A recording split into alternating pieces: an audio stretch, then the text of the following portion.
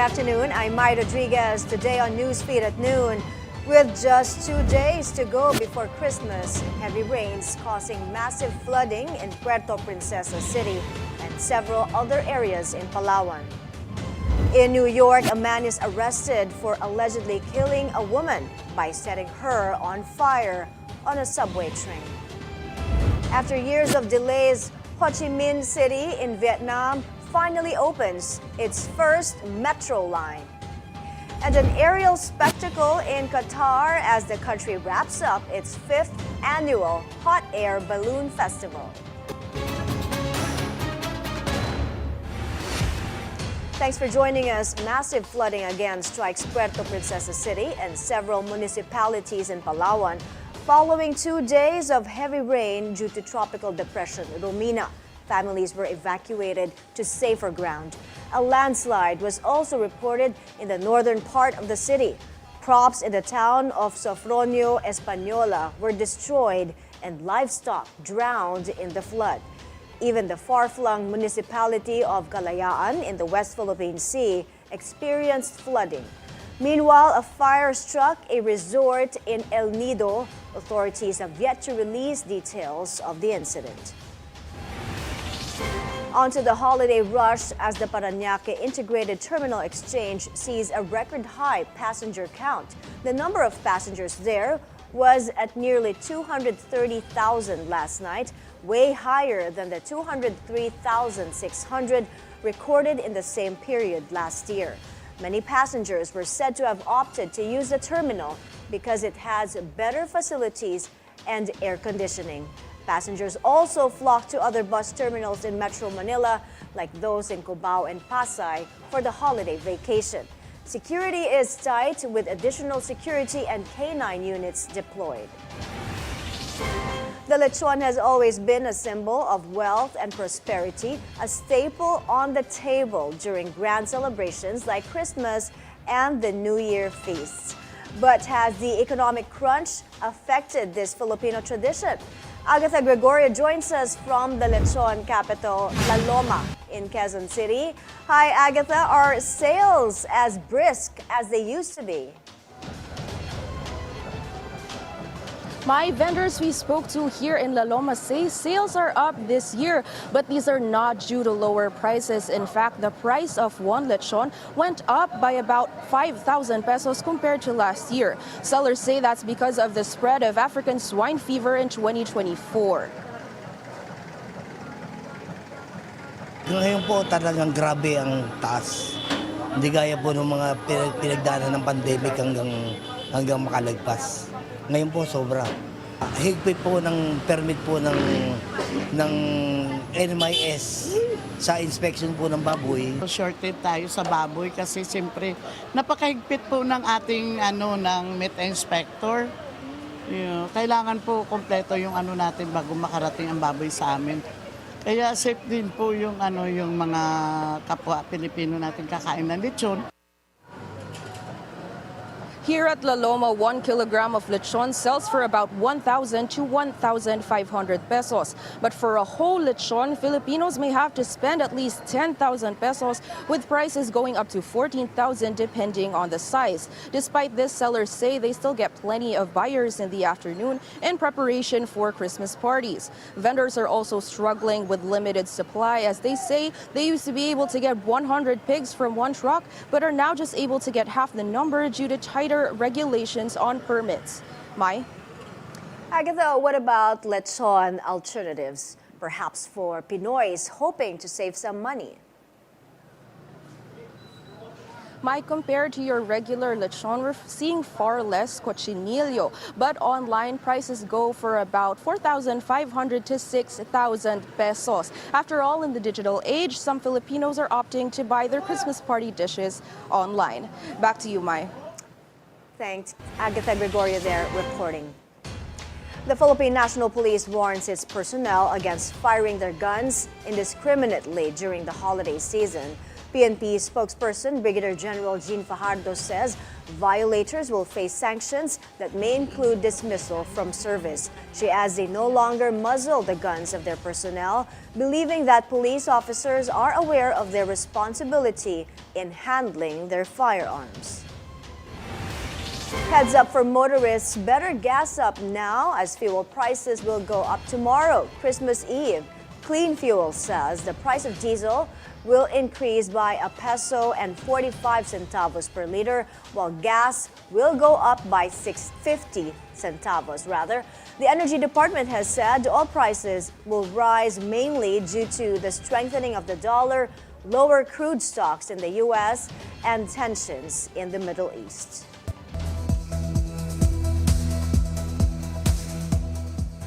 A man is arrested in New York for allegedly killing a woman by setting her on fire while she appeared to be asleep on a subway train. Police say the woman was sitting motionless at the Coney Island Stillwell Avenue station in Brooklyn when a man approached her and used a lighter to set her clothing ablaze.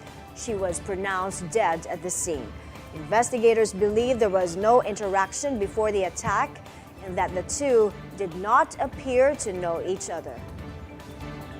Officers who were on patrol on an upper level of that station smelled and saw smoke and went to investigate.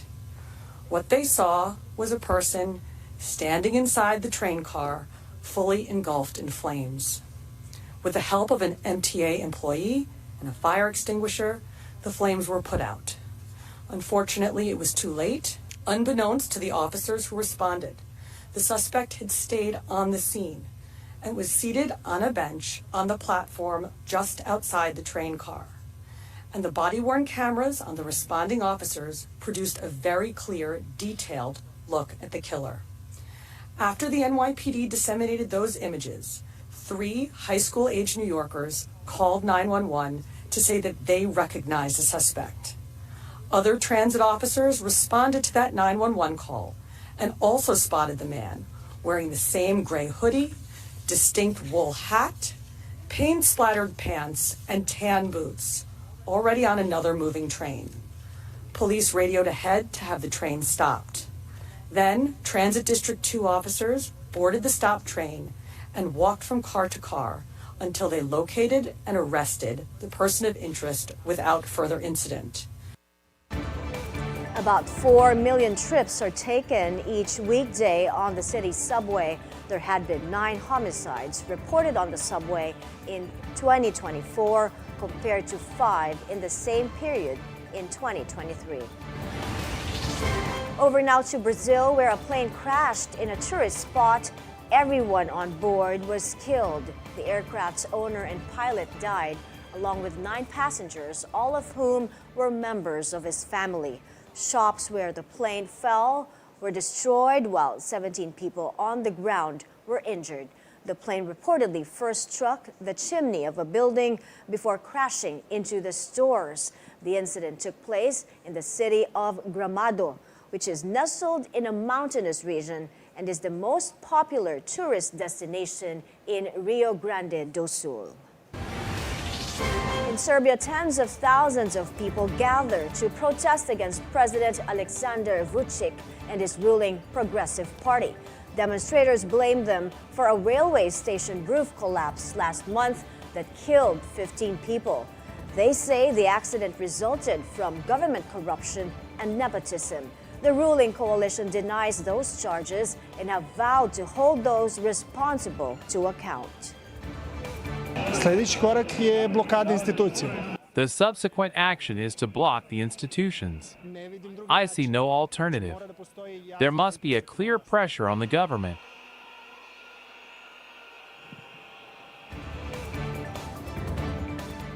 Shock and grief, meanwhile, in Germany after Friday's deadly Christmas market attack. A field of flowers covered the square in front of St. John Church, with people holding vigils to mourn the victims. 5 people were killed when a man plowed a car through crowds in the central city of Magdeburg. Police say a suspect in custody is a 50-year-old psychiatrist from Saudi Arabia who has a history of anti-Islamic rhetoric. He now faces multiple charges of murder and attempted murder. The motive for the attack remains unclear. Schlimm, einfach nur schlimm. It's terrible. Just terrible. And above all, based on what has been investigated so far, it's astonishing that this person was still there. This is actually a situation for the future where you have to say, check who comes here. Otherwise, we never would have thought that Magdeburg would be in the headlines like this. Ich bin traurig, sehr, sehr traurig und I am sad. Very, very sad. And there is no joy in this Christmas season for me. I am glad that my family is healthy and was not affected, nor were my friends. But I feel very, very deeply for the families of those who have lost loved ones or been injured.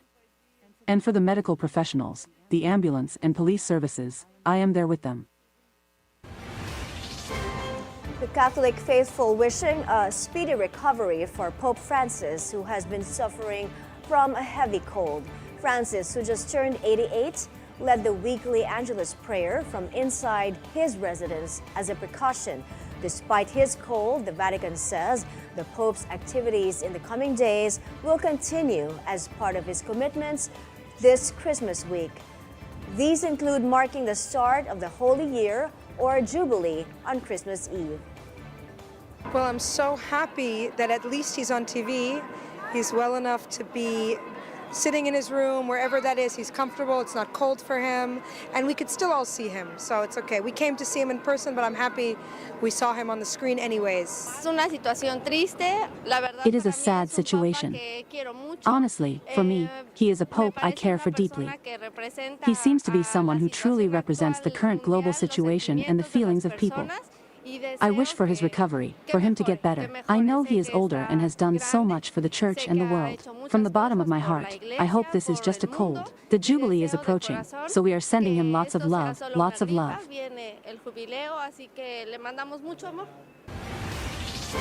In Vietnam, after years of delays, Ho Chi Minh City finally opens its first metro line.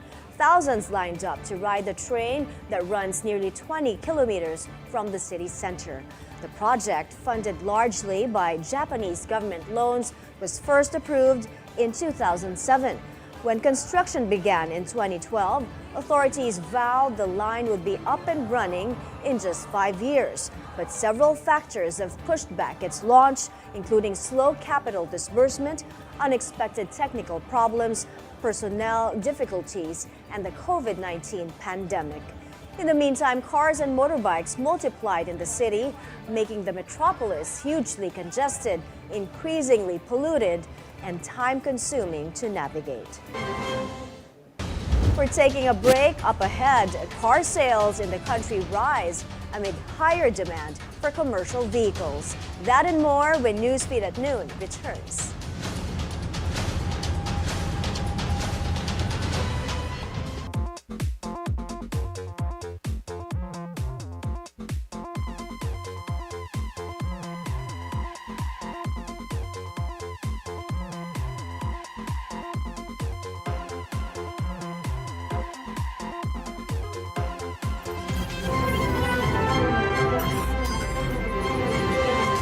Good morning, I'm Paulo De Rosario and welcome to Weather HQ. Today's headlines. The world's largest solar battery storage facility project is underway here in the country. The enactment of the Ligtas Pinoy Centers Act is expected to provide safer space. And the deadline for the mandatory evacuation of residents in Mount Canlaon's permanent danger zone has lapsed. 18,475 persons have already been evacuated. Whatever the weather, only here on BNC, the Bilyonaryo News Channel. Good morning, everyone! Join Paulo Del Rosario. Let's get you up to speed with some news that you could use right now. And Asis Carrillo. Let's crank up the high energy with good vibes and inspiration. And Monique Tuzon. Join us in the next hour for stories and conversations that matter. Wherever the day takes you, don't forget to spread love and kindness. Only here on It's a Beautiful Day! Good morning, I'm Mikey Oreta, and you're watching Basis Points, where we dive deep into the numbers and the stories that drive our economy and shape our world. Stay ahead of the curve with the latest on financial dynamics. The Philippines' trade deficit hits its highest level in over 2 years. The Philippine stock market continues to plummet. The Philippine Economic Zone Authority is on track. Join us as we delve into the evolving economic landscape. Mikey Oreta, Basis Points, 9:30 a.m. Only on BNC, the Bilyonaryo News Channel. It has no authorization. We hope and pray that it will not. Thanks for having me here. Our frustrated By myself, basically. We always say that.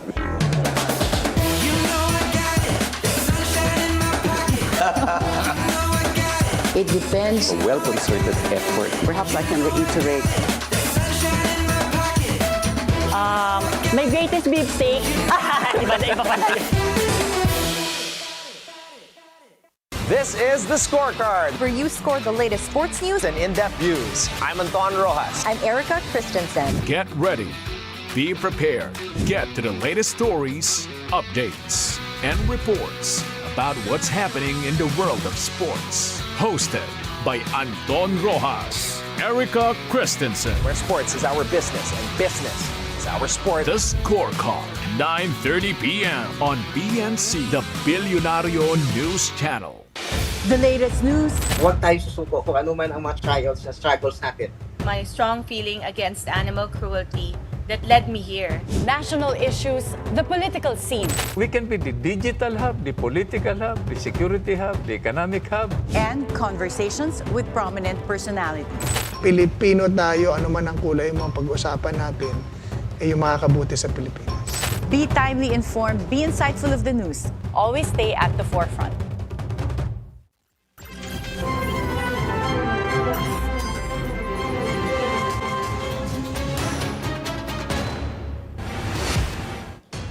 You're back on Newsfeed at noon. With the 2025 polls drawing near, the Commission on Elections is conducting a live test of what they call the Trusted Build. Hannah T joins us live from Manila for more on this. Hannah, what exactly is this Trusted Build?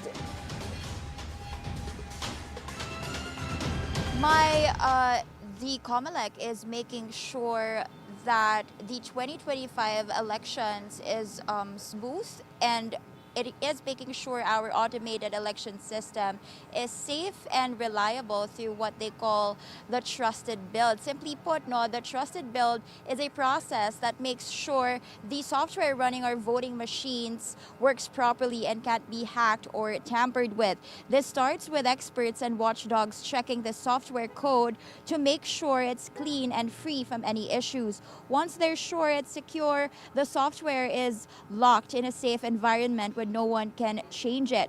The final version is then installed in the voting machines, and unique identifiers called hash codes are double-checked to make sure everything matches. It's 140 days before the 2025 national and local elections, and this process is very important to give voters the confidence that the election results is fair and accurate. Mai?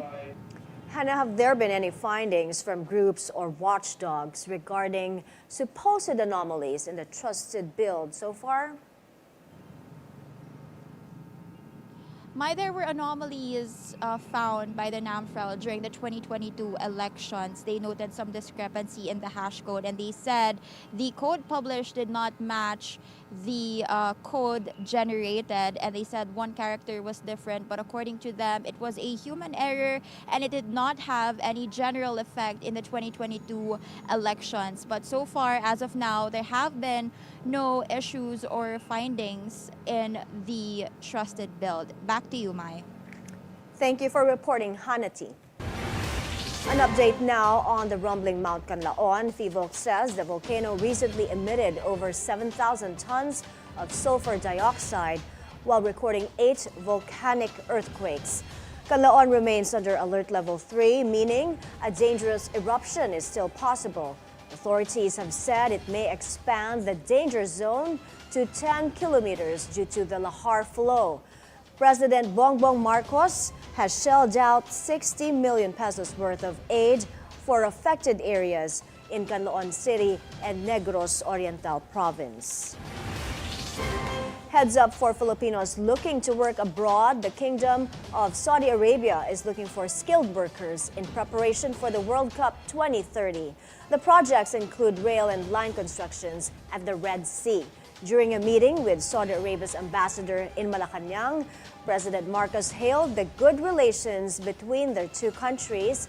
Filipinos have played a big role in the development of the Middle Eastern country over the past 40 years.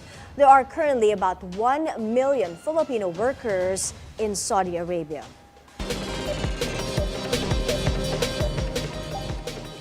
The Bangko Sentral ng Pilipinas clarifies the release of the new polymer banknote series will not lead to the removal of the existing paper banknotes. This comes as the central bank faces backlash for ditching national heroes from the new bills. The BSP says the old bills will be co-circulated with the polymer banknotes. The BSP adds it has always featured the country's heroes and natural wonders in banknotes and coins. It also explains featuring different symbols of national pride on banknotes promotes appreciation of the Filipino identity. The country's outstanding external debt hits another record high. Data from the Bangko Sentral show the external debt inched up to $139.64 billion as of end September, an increase of 17.5% from $118.83 billion in the same period last year. The BSP says the surge was primarily driven by total net availments of both public and private sector borrowers and net acquisition of Philippine debt securities by non-residents. The debt stock also increased by 7.3% from $130.18 billion as of end June. The Securities and Exchange Commission, or SEC, planning to require the registration of cryptocurrency asset service providers to boost investor protection. Under the draft rules issued by the corporate regulator, applicants must be an SEC-registered stock corporation, have at least staff members living in the country, and meet the minimum capital requirements. The SEC also proposed that the crypto asset securities must not be sold without an approved registration statement. The regulator says it has the power to order the removal of a crypto asset in the interest of investor protection. Car sales in the country rise due to higher demand for commercial vehicles. Sales inched up to more than 40,000 units by 8.5% year-on-year last month, according to a joint report of the Chamber of Automotive Manufacturers of the Philippines Incorporated, or CAMPI, and the Truck Manufacturers Association. Month-on-month, car sales rose by 2.2% from 40,003 units sold last October. After 70 hours of negotiations, Volkswagen reaches an agreement with union leaders to avert nationwide strikes. The deal, hailed by union leaders as a Christmas miracle, includes no immediate site closures, layoffs, or wage cuts. Volkswagen had wanted to implement 35,000 job cuts and capacity reductions in a strategic shift to be able to compete with cheaper Chinese rivals. The plan sparked two separate strikes by some 100,000 workers in the past month. Billionaire Elon Musk is not taking the U.S. presidency. That assertion from his ally, President-elect Donald Trump, following new claims from his critics. This comes after Congress passed a spending legislation which removed some provisions championed by Democrats who accused Republicans of caving in to pressure from an unelected billionaire with no experience in government. Trump has tapped Musk to head a budget-cutting task force.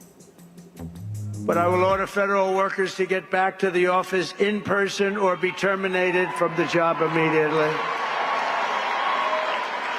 And we will create the new Department of Government Efficiency headed by Elon Musk.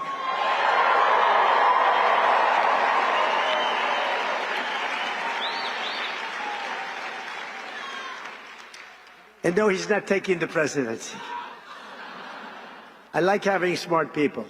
You know, they're on a new kick. Russia, Russia, Russia, Ukraine, Ukraine, Ukraine, all the different hoaxes. And the new one is, President Trump has ceded the presidency to Elon Musk. No, that's not happening. But Elon's done an amazing job. Isn't it nice to have smart people that we can rely on? Right? Don't we want that? He's done a great job. But no, he's not going to be president, that I can tell you. And I'm safe, you know why? He can't be. He wasn't born in this country. But the fake news knows that. No, he's a great guy, and we want to have him. We're taking another breather up ahead. Donald Trump and the president of Panama trade blows over the control of the Panama Canal. Keep it here on Newsfeed at noon.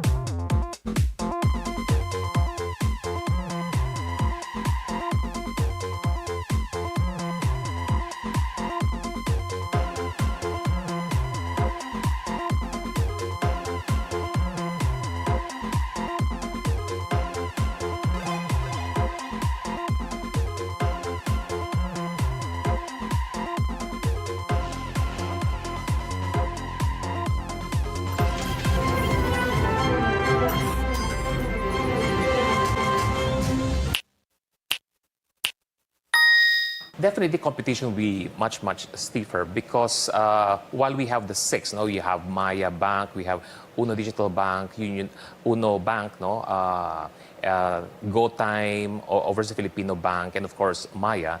But of course, GCash is not a licensed digital bank player, and having to have another 4 of them by starting next year will definitely, make the competition more exciting. But it boils down to one thing. It now gives the consumers, the Filipinos, more options.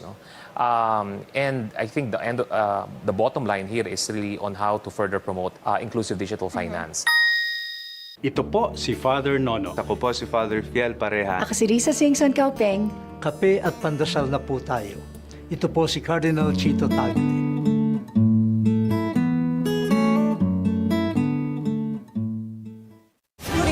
I'm Pinky Webb. Tonight, we ask the questions, what does the investigation cover? We tackle the issues. The president's immunity from suit is absolute. We clarify matters and we get on point. Watch his press con. Sinabi niya na ayaw niya ng kudita. What is questionable about the AR, sir? The Vice President keeps insisting walang active threat kung hindi ako mamamatay. Ito na lang natin, mahirap pang pangunahan eh. Pinky Webb, on point. Magandang araw, Pilipinas! Sa bawat issue may iba't ibang anggulo. Sa bawat storya may iba't ibang kwento. Himayin natin ang bawat sulok at bawat kanto mula sa iba't ibang perspektibo na madaling maintindihan ng karaniwang mamamayan. Every Saturday na po kami to 11:30 a.m. Kaya huwag kayong papahuli, mga kababayan. Manatiling may pakialam sa mga issue sa ating bansa kung kaya samahan niyo kami. Dito lang sa Cuatro Cantos! Magandang gabi, ako po si Pinky Webb. At ako naman si Corina Sanchez Rojas. Simulan na natin ang agenda. Posibleng paglabag sa international humanitarian law ng dating Pangulong Duterte, sinisilip na ng DOJ. Super Typhoon Pepito nag-iwan ng matinding pinsala sa ilang mga lalawigan. U.S. Defense Secretary Lloyd Austin muling bumisita sa Pilipinas. Sa bawat issue, may anggulo at ang balita may agenda. Oh my goodness!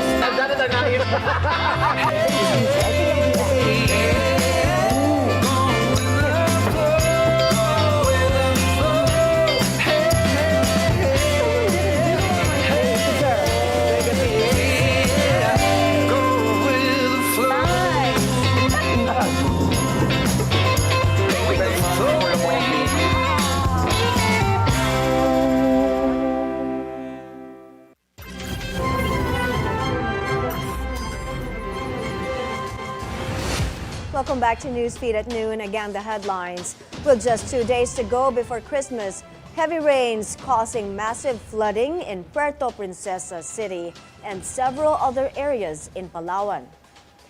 In New York, a man is arrested for allegedly killing a woman by setting her on fire on a subway train. After years of delays, Ho Chi Minh City in Vietnam finally opens its first metro line.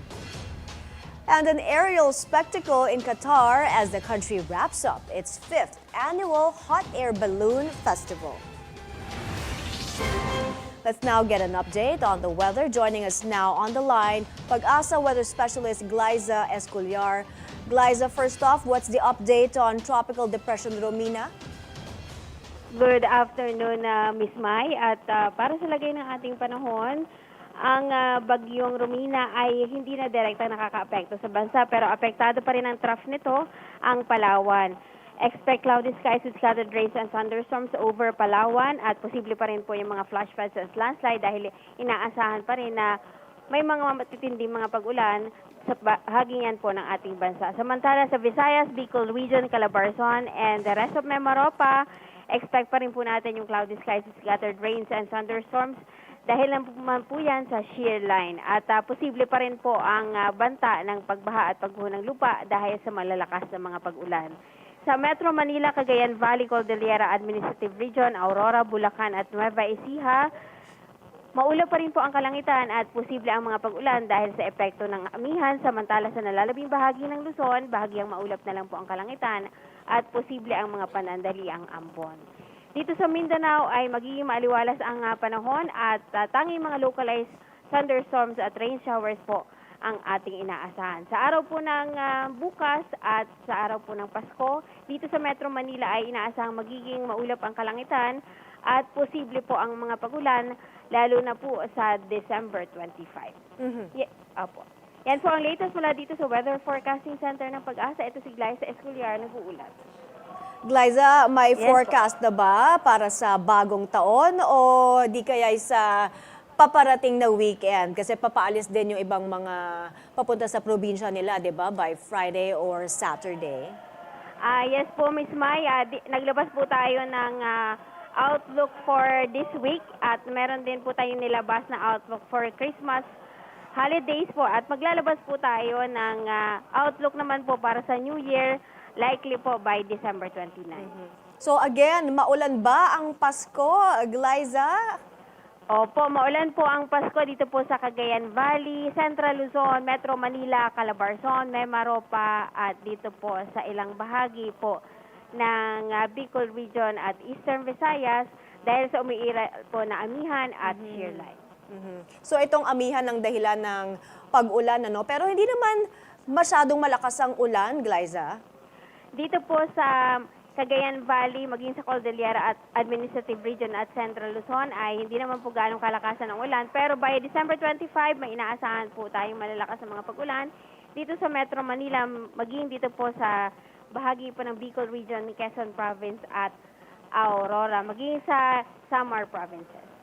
Alright, maraming salamat. Merry Christmas sa iyo, Glyza, at Merry Christmas dyan sa Pag-asa. The House Quad Committee will push through with its contempt order and arrest warrant against former presidential spokesperson Harry Roque and his wife. Surigao del Norte Representative Robert Ace Barber says they want Roque and his wife to face the music. This comes after reports that a contempt order against the couple was waived. The Roque couple are reported to be in the United Arab Emirates. The former presidential spokesperson had notarized his counter-affidavit there over his involvement in the Pogo operation of Lucky South 99 in Pampanga.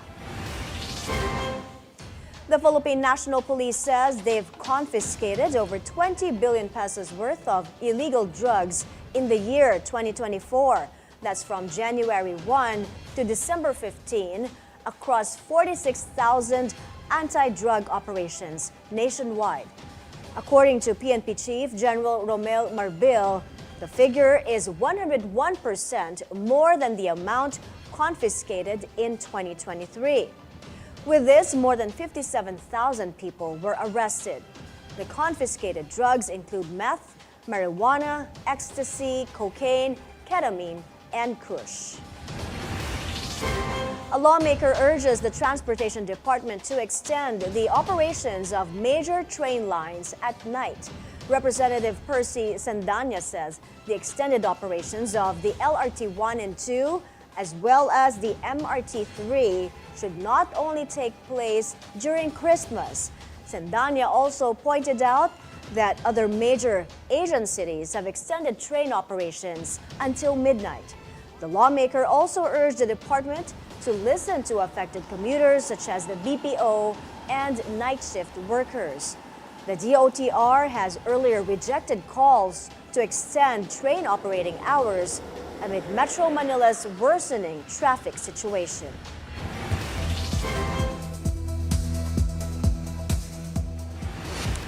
President-elect Donald Trump threatened to reassert U.S. control of the Panama Canal. He accuses the country of charging excessive rates for ships to cross between the Pacific and Atlantic Oceans. Trump also says he would not let the canal fall into the wrong hands, warning of a potential Chinese influence on the passage.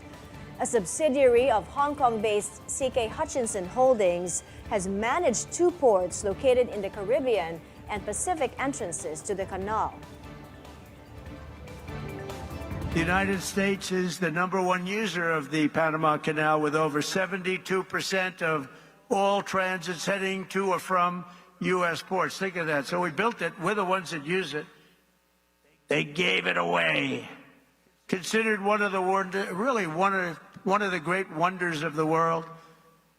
The Panama Canal opened for business 110 years ago and was built at huge cost to the United States, and it really is big when you consider the lives and the treasure, the equivalent of $1.2 trillion today. You don't hear those numbers.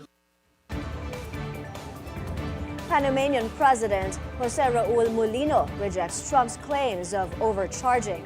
He also asserts the waterway stays with Panama.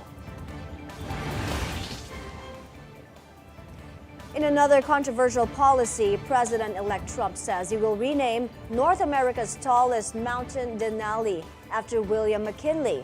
The move would reverse the 2015 order of then-President Barack Obama to officially call the mountain Denali. The mountain was named Mount McKinley in 1896 after a gold prospector exploring the region heard that McKinley had won the Republican nomination for president. But Alaska natives had long called the mountain Denali, meaning the high one. William McKinley, the 25th President of the United States, was because of the vast sums of money that he brought into our country, the person really who got us the money that President Theodore Roosevelt used to build the Panama Canal and a lot of other things. McKinley was a very good, maybe a great president. They took his name off Mount McKinley, right? That's what they do to people. President McKinley was the president that was responsible for creating a vast sum of money in the United States that Teddy Roosevelt then spent. So let's say they were both excellent presidents, but McKinley did that, and that's one of the reasons that we're going to bring back the name of Mount McKinley, because I think he deserves it. I think he deserves it. There are lots of things we can name, but I think he deserves it. That was not very gracious to somebody that did a good job, and as you know, he was assassinated. Donald Trump also announces he will launch an anti-drug ad campaign to show the physical impact of taking drugs like fentanyl. Speaking to his supporters in Phoenix, Arizona, he also repeated his threat to designate Mexican drug cartels as terrorist organizations. But I've informed Mexico that it just cannot continue. We're not going to let it continue. The United States has lost 300,000 people a year Think of that. I don't know. I mean, how many people, everybody you meet said, I lost my daughter, I lost my son to drugs, to fentanyl, mostly to fentanyl, but to drugs. Families are being destroyed, and we're going to stop it. We're not going to let that happen. And we're also going to be doing something that's, I think, going to help a lot. We're going to do very big advertising campaigns, just like a campaign for running for president. We spend a lot of money, but it'll be a very small amount of money relatively. We're going to advertise how bad drugs are for you, how bad they are. They ruin your look, they ruin your face, they ruin your skin, and ruin your teeth. If you want to have horrible teeth, take a lot of fentanyl. If you want to have skin that looks so terrible, take fentanyl. We're going to show what these drugs are doing to you. Nobody's done that before, and we're going to do it. And that is, it's going to be like running a political campaign, just like running for president, just like we just did. Between 50,000 and 60,000 Americans are projected to die from synthetic opioid overdoses this year, most from taking fentanyl or related drugs. Synthetic opioid deaths more than doubled under Trump's first term in 2017 to 2021. Heavy snow blankets New York City in what the National Weather Service calls the first measurable December snow there since 2021. Some areas saw 3 to 4 inches of snow, while eastern parts of the state had around an inch. Parts of upstate New York experienced a lake effect snow on the week of December 13 that dumped 2 to 3 feet of snow on the Lakeview area that borders Canada. Reports, however, say this does not guarantee a white Christmas for New Yorkers, as much of the snow had already begun to melt. An aerial spectacle in Qatar as the country wraps up its 5th annual Hot Air Balloon Festival. The skies came alive with vibrant colors, with 60 balloons from all over the world. The final day offered appropriate weather to allow balloons to soar over sand dunes, captivating locals and visitors alike.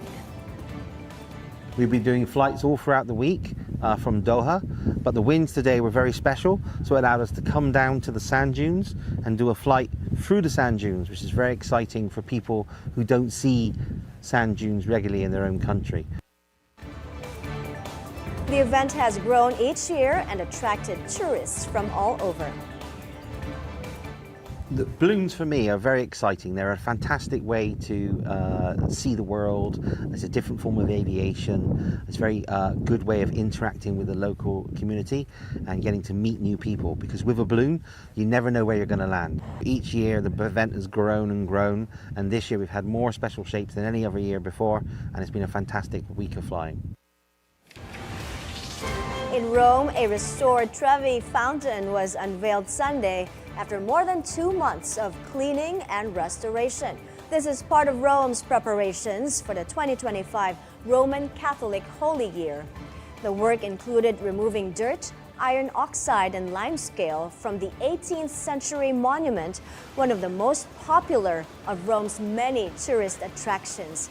Completed in 1762, the fountain is a late Baroque masterpiece. The Vatican expects up to 32 million tourists will descend on the Italian capital for the Jubilee. I am very happy and excited. I am very happy to come here again and to see the opening. It's priceless.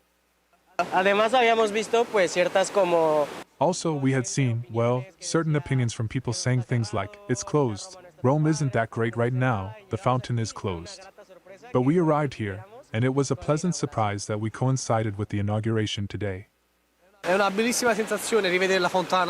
It's a wonderful feeling to see the fountain in this condition again. Before, with the structures, it wasn't a pleasant sight. Now we can enjoy it as much as possible. We were lucky because we arrived today from Calabria without knowing about it, and we are very happy to have been able to witness this reopening. Tradition dictates that visitors toss a coin into the fountain to guarantee their return to Rome. Over now to Greece, where dozens of stand-up paddleboarding athletes dressed as Santa Claus descend on the seafront of the country's second biggest city. Crowds gathered at the waterfront of Thessaloniki to see the Santas sail by on bright-colored paddle boards.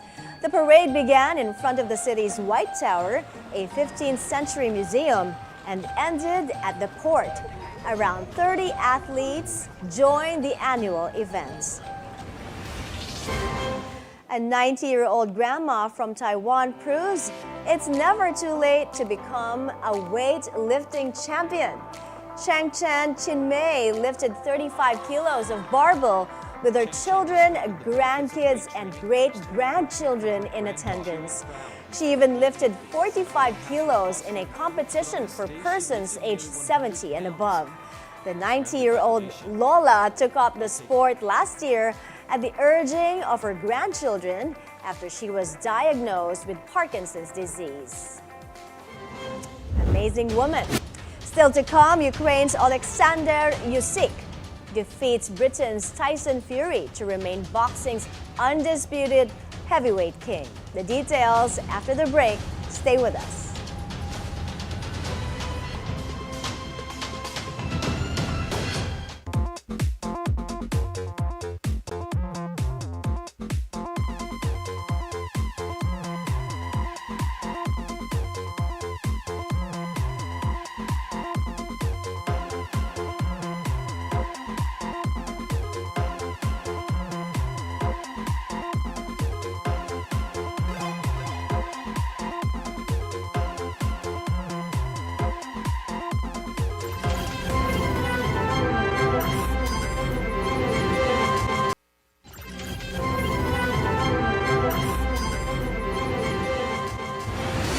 You're back on Newsfeed at noon. Some sports news now. A grind-out win for Eastern before going on a Christmas break in the PBA Commissioner's Cup. The guest team from Hong Kong edged out the San Miguel Beermen last night in overtime at the Full Sports Arena in Pasig. Final score 99-91. Glenn Yang caught fire in the extra period, including the dagger 3 that sealed the deal for Eastern. The Hong Kong-based squad improves their record to 6 wins and 2 losses. UP Fighting Maroons star Francis Lopez reveals his early Christmas gift that's fit for a champion. The UAAP men's basketball champion showed off his brand new Ferrari on social media.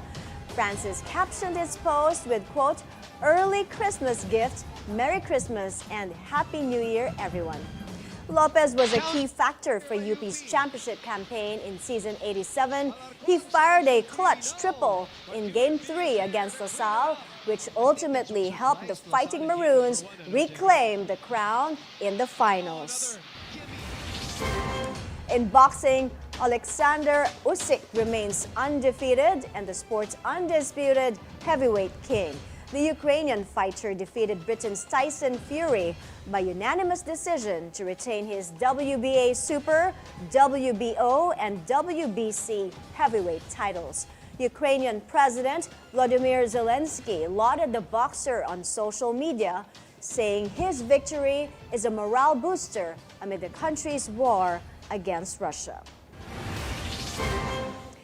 In entertainment, Gary Valenciano proves why he's called Mr. Pure Energy for a reason. The OPM icon powered through in the second night of his One Last Time concert at the Smart Araneta Coliseum yesterday. He had to cut short the opening night last Friday because of health concerns. Midway through the show, he was rushed to a hospital, apparently due to a bout of dehydration.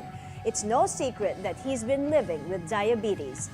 Gary V saving the best for last in day 2 as he brought along P-Pop Kings SB19 for a performance of the group's mega hit, Gento. He's now 60 years old, but he still showed off some iconic dance moves. The 2-night concert was part of his 40th anniversary celebrations in the music industry. And before we go, players with winning tickets in Spain's huge Christmas lottery draw celebrate with sparkling wine. The total pot in the state-run national lottery went up to 2.71 billion euros or $2.83 billion. This was up from last year's 2.59 billion euros. The top prize, known as El Gordo, or the Fat One, was won by ticket buyers in the northern city of Logroño, but the actual number of winners over the weekend was not clear. The lottery tradition dates back to 1812, when Spain was under the French Empire during the Napoleonic Wars. Its aim was to raise funds to fight for independence. And those are the news this hour. I'm Mai Rodriguez. Just 2 days to go before Christmas Day. Keep it here on the Bilyonaryo News Channel. Good afternoon.